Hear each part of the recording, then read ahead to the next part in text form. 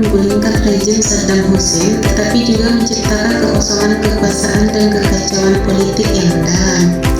Pembubaran tentara Irak dan struktur pemerintahan Ba'athis menyebabkan pengangguran massal dan ketidakstabilan, menciptakan lahan subur bagi kelompok-kelompok militan.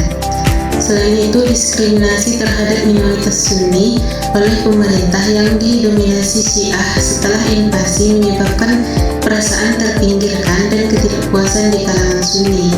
Kelompok-kelompok militan Sunni, termasuk Al-Qaeda di Irak atau AKI, memanfaatkan ketidakpuasan ini untuk merekrut anggota dan melancarkan serangan terhadap pemerintah dan kelompok Syiah.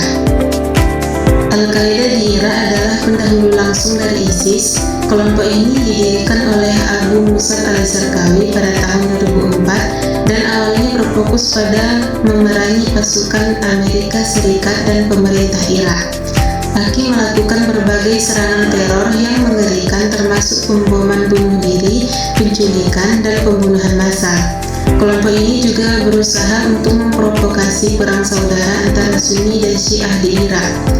Setelah kematian al-Zarqawi pada tahun 2006, AKI mengalami kemunduran, tetapi kelompok ini berhasil bertahan dan terus melakukan serangan-serangan sporadis. Pada tahun 2010, Abu Bakar al-Baghdadi menjadi pemimpin AKI dan mulai mengubah strategi kelompok tersebut.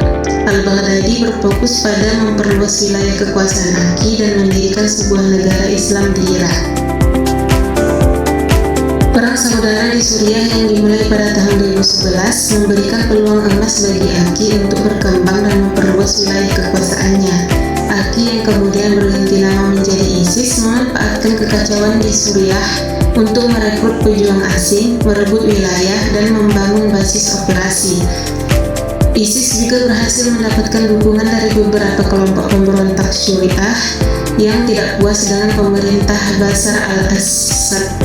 Pada tahun 2014, ISIS melancarkan serangan besar-besaran di Irak dan berhasil merebut kota-kota besar seperti Mosul dan Tikrit. Kelompok ini kemudian mendeklarasikan berdirinya sebuah kekhalifahan Islam di wilayah yang mereka kuasai di Irak dan Suriah. Deklarasi ini menarik perhatian dan dukungan dari para ekstremis di seluruh dunia yang berbondong-bondong datang ke Irak dan Suriah untuk bergabung dengan ISIS.